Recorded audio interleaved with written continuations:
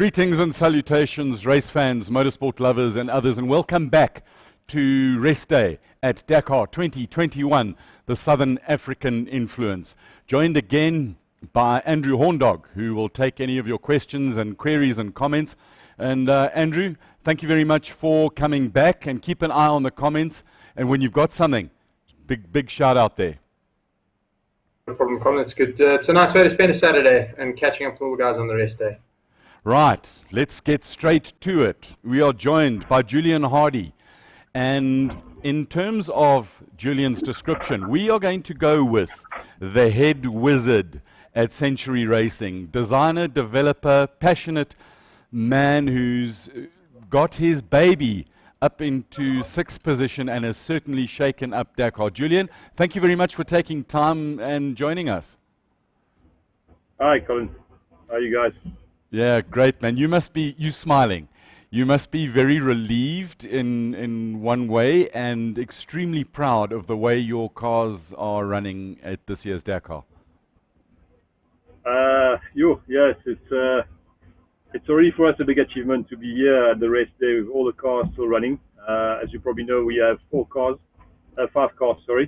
and although it hasn't been a clean run for all of them, we're quite satisfied that it hasn't been an easy week. The terrain's been super rough, a lot more than what we expected. We've been going through spare parts at a big rate. We're actually running low already, and we haven't even started the second week. But I think we can pat ourselves a little bit on the back because honestly, I didn't expect we would be here right now. We had a very tough start with the cars barely making it in time before the prologue. It's been a mad rush, putting them back together, shaking them down. We were not really into race mode when the race started. We were still trying to see what was still loose on the cars and what we hadn't checked, and so it was a bit of mayhem operating in the red zone for 2-3 days. But eventually we got into a rhythm. We got a little bit better organized, and luckily the team is the guys. Nobody's dropped the ball so far, so we can be super proud of them. The mechanics have been rock solid. No real mechanical issues on the cars. We've had one intercom failure, but we worked it out. It was when the organizers plugged their GoPro into the intercom and it failed on the start line. So that was the only big hiccup where Brian and Tay lost a lot of time. And beside that, they haven't really got out of the car to fix anything, which is a bonus at this stage. And Brian and Tay had that brief barrel roll, but the bodywork seemed strong enough, and the desert sand luckily wasn't that hard, and you've managed to repair all of that? That was not too bad. I mean, the car did a perfect roll, minimal amount of damage. We're on it now, fixing it. Just a few cracks in the body, on the roof, and just the air scoop for the engine, the intake of the engine is broken, but that we have a spare, so no big deal really. It could have been a lot worse, as when a car rolls, as you guys would know, you always expect big damage, but it wasn't the case. Testament to the driver, he knows how to roll properly. Julien, during the race day, you go through a program of maintenance and through the vehicle, and can you just share with us what type of work you do on the car and what parts you're changing? We replace all the components on the suspension, so wishbones, uprights, and Brian's car, they're all new. We are replacing the side shafts as well, 2 brand new ones on the rear. We're keeping the same gearbox. We've opened it. We checked everywhere. We had to replace the second gear. The clutch is still brand new, so we're not replacing the clutch at this stage. It's all good. And on terms of engine, we just do an oil change, filter changes. We check everywhere. The belt will be new. The belt tensioners will be new. Alternator, we had a few warnings.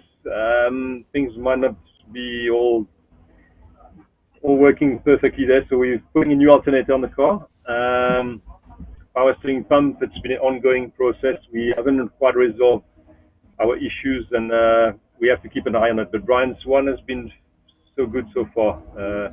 No real issues. Other parts, we're replacing the shock absorbers. We need to service them. They've worked super hard. As you've seen on TV, I'm sure the terrain has been really rough. The dunes have been rough. plenty of rocks.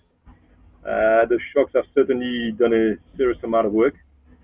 And yeah, then the odds and ends on the car, where we think there might be something not completely healthy, we replace. The strategy is, as long as we got a new part, we replace it. If we don't have a new part, we do the best we can. We service it, clean it, and make sure it's good for another week of hard work.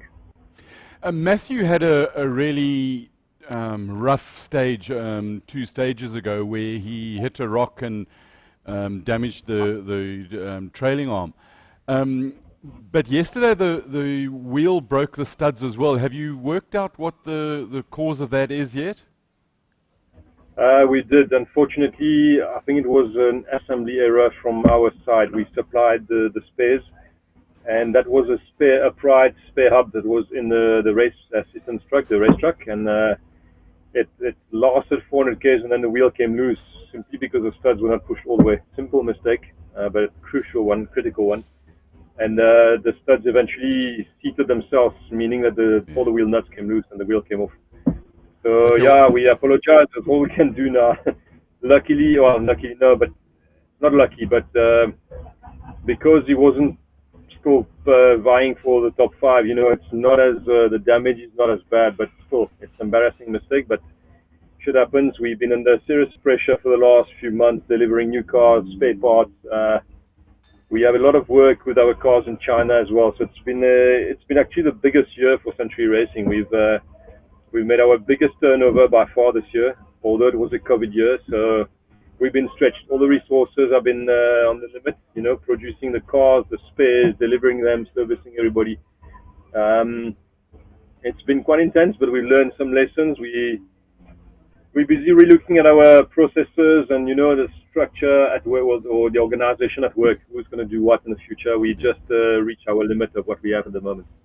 But to have 5 cars start and all 5 reach race day and one of them in the top 6, never mind the top 10, I think you've got to be really happy with the reliability of the car. Yes, I think reliability has been almost perfect. The only issue we can say has been the power steering pump, that we sort of monitor them. But all the rest has been driver or finger trouble. It's one of the two. Seidan has had a lot of issues, but the problem is the 3 SRT cars also raced in the Hail Rally a couple of weeks before Dakar, and they've been on the back foot. They worked right through the night the first day they arrived here to rebuild the cars, and I think some stuff has fallen through the cracks, unfortunately, and we had our own mess to look after, so we're not quite available for them, as we should have been maybe, but it was complicated. We were in separate hotels. We were not allowed to move around. Yeah. We did our best given the circumstances. We only got together after the shakedown, and that was the day for scrutineering. We were all headless chickens running around trying to pass our cars. We had some fuel valves missing on our cars, which were stuck in customs. We're still there in customs or with DHL. I'm not even sure where they are. So yeah, it's been, firefighting, not ideal, really not ideal for all 4 or 5 cars. But you know what? We always do the best we can given the circumstances, and we can't blame anybody now. It's what it is, And to be fair, I think it's been really good. Mathieu, it was a driver's error. He admitted that he got a bit flustered from missing a waypoint, jumped into the riverbed, and yeah, there was a big rock, and he hit it. He couldn't avoid it. So, that was things unravel sometimes from one incident. It's exactly what happened there. The spare wasn't right, and then this, and then that. And I think the first spare they put on the car, he was in a rush, but didn't tighten the wheel properly. That was the first failure. The second one was our mistake yesterday. Seidan is still smiling, but the guy is hard on the car. They saw that already from the Hail Rally. Mathieu went to the car. Said the guy, if he carries on like this, the car will not finish the race. Yeah. He's at a roll already. The whole side of the chassis is bent. He's done a lot of damage, and this is one of the reasons why we're running low on spares. We did budget for SRT, but not that amount. And lesson learned. We're taking notes now for next time to come with a bigger truck with more spare parts. And the notes you're taking, what the thought that was going through my mind is that you've got a notebook as a designer and developer of the car, of different areas that you need to improve on the one hand, and then the logistics on the other. Going back to the car, what are the areas that you're looking at and saying, right, these are the one or two bits and pieces that there's scope for improvement on the cars? Correct. So there's so many different areas you can look at. One would be for reliability, one would be for performance. Yes. One would be, in terms of logistics, how many you use for a race, and we've never quite really run at that pace we're running now, and we're discovering new limits, on certain parts. So it's also due to the nature of the terrain. We didn't expect that. The bushes, the first stage was just hard bushes like Botswana, which we've never seen in a Dakar. So you finish day one and half the bodywork is destroyed, and now you plan for like one set of bodywork for the rest of the race. And what do? You start using duct tape and cardboard and plastic zip ties, to fix everything. And luckily we took a lot of resin and carbon fiber with. So it's been a daily process to fix the bodywork, which we never expected to do. But what would a race be without using duct tape and tie wraps and to keep a car running? No, even a Formula 1 car can't finish a race without them, I'm sure. So it's okay. And Julien, carry on. Sorry? No, carry on. Yeah, so we try to take notes. It's mainly on WhatsApp with my colleagues. We do run a group and we take pictures and we take notes on WhatsApp, so there's a trace of it when it happened and what the part looked like. You can't always react as well for a one-off issue, which we've seen quite a few. But if there's a repeat, then the part can't do the job. It's a relentless process. You really have to have strong nerves and not take it personally and thinking, oh shit, I should have done this, we should have done that, we could have done this better, which I tend to do. You become quite pedantic, and I tend to blame myself, and now I'm trying to deal with that in a different way. Yeah. With 5 cars, you can't, otherwise your nerves will not last the distance. That's the first problem. And you need to analyze the parts. A lot of finger pointing sometimes or things go wrong. So until you got all the parts back, we've had one issue on the one SRT car, Alexandre Leroy, which on one of the early stages, and I gave them new parts before the race because we had a material defect, and I said, please make sure that all parts are not on the cars, they get thrown in the bin. Yeah. And things were not changed. So when the failure happened, the first thing I said is, did you guys change the part? So they told me, no, it's a design issue and something is catching somewhere else, and that's caused the failure. Anyway, we waited till quite late at night. The car eventually made its way back, and first thing I did is went to look for the guilty part, and it was the old one. So yeah. Communication, pressure, time, things do go wrong, but it's important to have all the facts before you make a call. Is the part not right, or do we need to change the design, or things like this? Julien, you're looking very tired. This is taking it out of you. Yeah, because your brain is, you can't, during the night you work, and during the day unfortunately you hooked on your phone and you try to put all your positive energy into the cars, to see them to the finish. So yeah, I try to take a nap every now and then on the road, but I've been driving the camper car as well. So I try to do that, to leave my technicians and mechanics to sleep. Rather, they're more important than me every night. They know what they have to do. Even if I'm not 100% here, they will still get the car going. So yeah, it's not. We've had a good night last night, but yeah, it's not only the race. The build up to the race has been such a disaster, with the ship not arriving and having to redirect everything via air freight. We've been in shambles, and it's the first year I go to Dakar without a break. I took one day off for Christmas with my kids and my wife, and that was it. Literally, I've been at work on the 24th till 5 o'clock that afternoon, and we're on the back foot. But as I said before, failing is not an option. We do what we have to do. We can sleep later. Absolutely. Now, but in some ways, the marathon stage starting tomorrow gives you somewhat of a break, in that you've got 2 days really to do the 800 kilometers, and tomorrow night you're not going to see the cars. So it's more of a mental strain than a physical strain. And does it give you time to regroup? Hopefully the mechanics, there's nothing else you can do once the cars are gone. For us, they can sleep a bit and relax. We do have to go through a lot of parts that came off the cars now. We have to rebuild some stuff. We just simply don't have enough parts. It's an ongoing problem which we have to manage. It would be nice to just have the new parts, throw the old ones in the bin and carry on, but it's not really an option. I have a DHL issue. We're waiting for parts to arrive, and it's still stuck in customs. And I'm hoping it gets cleared by customs today or tomorrow morning. And my plan is, because we have 2 days to get to Hale, I want to hang back and spend a day where we are, not move. Maybe take the time to sleep a bit and recover, and hope the stuff arrives. There's some critical bits in there what we need. The alternative is to leave.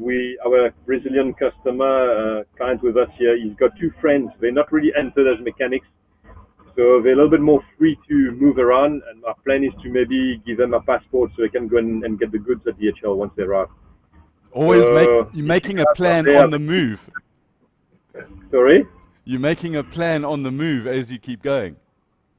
Yeah, it's part of the race. Everybody's doing it. We're not the only guys. I know the Raceday people for the gearbox suppliers. They have parts arriving now this afternoon from Europe. It's like 2 big trommels. They've sent an extra technician because they have issues on some gearboxes. I think it caught everybody by surprise a little bit. I'm sure the big teams are also suffering from lack of parts. Brian was following Nasser. He diced with Julien yesterday. He followed Nasser in the dunes. He raced with Carlos Sainz for 30Ks the day before in the dunes. And he says the guys are unbelievably hard on the cars. I mean, you can watch on board of Carlos yesterday. You can see when the car lands. And I think these guys, they don't care much. They push the car to the limit. It makes or breaks. And then if they know that night there's new parts going on the car, the shocks will be serviced.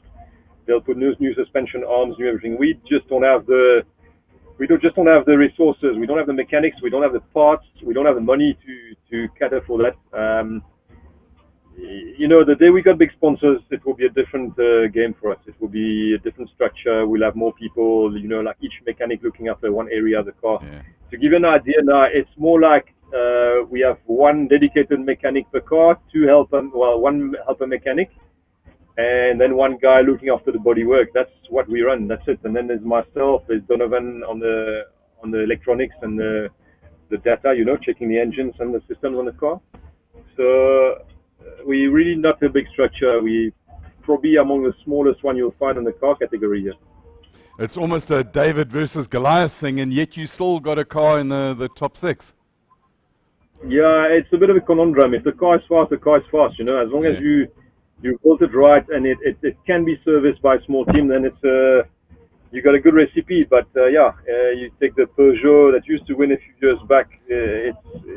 Some privateers that bought the cars with 5 mechanics. They can't run the cars. It's just too expensive, and it takes too much time, and the parts break, and you need ginormous budgets, which we don't.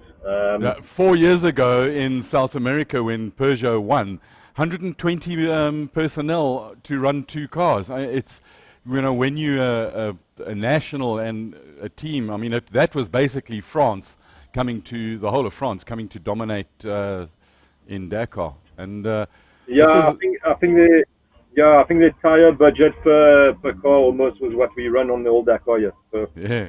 to put it into perspective. Andrew, you got some questions from viewers. I've got a question. Julien, are your shipping issues due to the COVID situation with shipping and that sort of thing? And what sort of, air freighting, stuff like that must also have an impact on your budget, because that's not a cheap exercise. And racing car stuff's generally not light, so you're paying for the weight. We've had no choice. It was either we don't race or we air freight everything. So we originally we looked at different airlines, but nothing worked beside Emirates. Unfortunately, we didn't end up with a light with the good rates that Toyota got for their cars. We ended up paying about 30 to 40% more. It hurt the budget, but it's an investment for us. It's not hey, we're going to have fun. You roll the dice a little bit. You hope that things go right, and we do get to start the race. It was close. It was a close call, but we're there. Brian and Tay have delivered the goods. The mechanics have delivered the goods. We haven't dropped the ball, so for me it's justified. But you're probably looking at between 50 and 60,000 euro it's cost us now in extra freight and clearing fees here, because everything came on different airway bill, and every time it was like $3,000-4,000 just for the clearing. And I think all the material came on five different way bills. So yeah, just a bit of admin and paperwork, $3,000 every time. We're sitting on $12,000 or $15,000 now, I think. But as I said, it was a good year for Century. We made the decision to push through with it, and I think it was well worth it. If we had to do it again, we wouldn't change anything. We just hope the ship would have arrived on time. That would have made a big difference. And also, we left some parts behind because of the weight. We moved about 7 tons by plane now. You can imagine the bill. It's absolutely crazy. I mean, and Julien, tell me the response from some of the other teams, after 2 or 3 days and the guys doing so well, you must have had some visitors from the other teams come to have a look at what you're doing.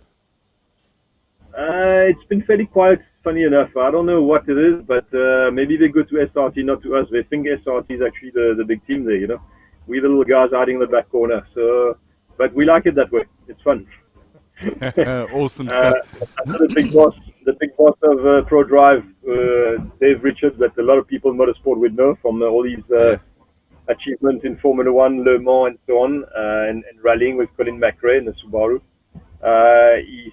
Brian bumped into him at lunchtime, and he asked Brian, says, "What is Century Racing? Where do you guys come from?" So I told Brian next time invite him for tea. We'll show him the setup. He'll be impressed.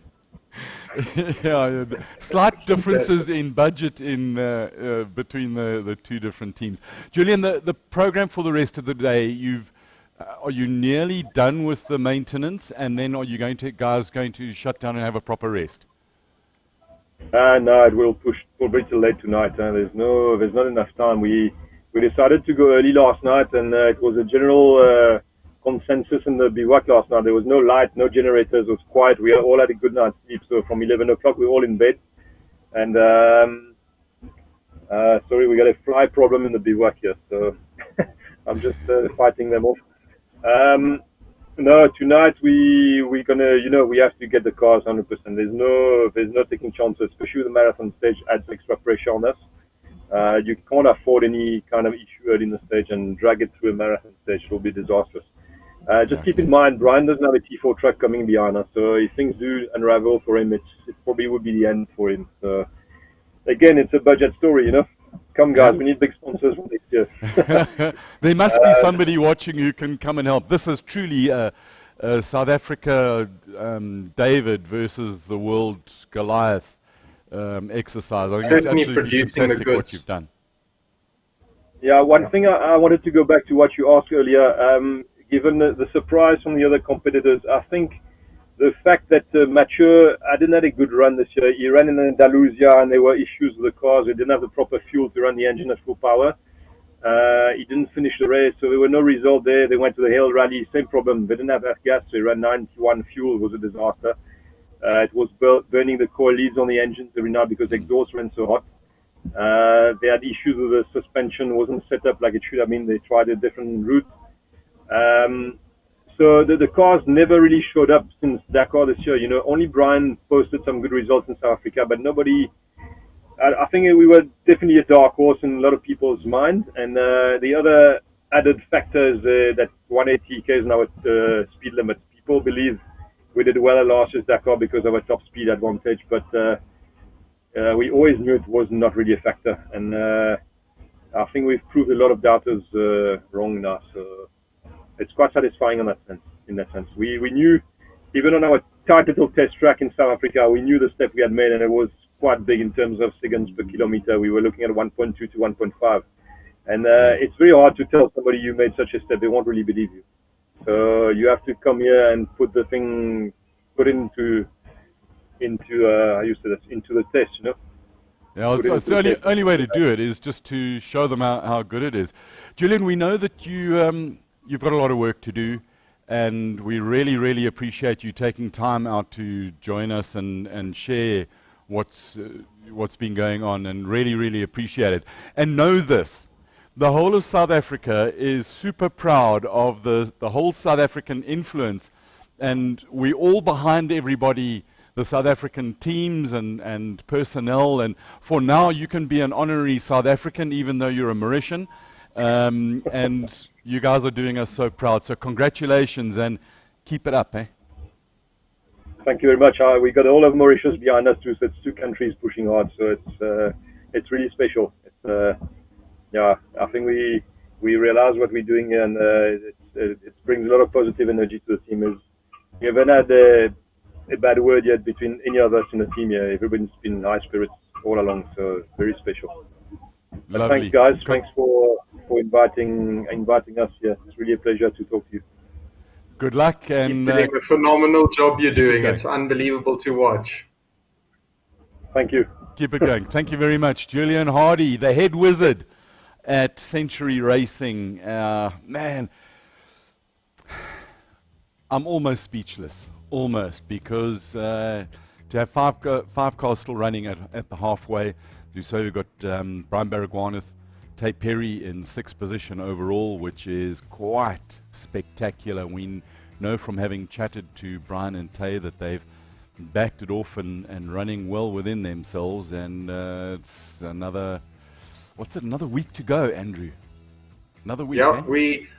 we're just under halfway. I think we've got another 7 stages to go, and yeah. Thursday, Friday, Saturday, Monday, Tuesday, Sunday. Yeah, 7. Sunday, Monday, Tuesday, 7. Wednesday, Thursday.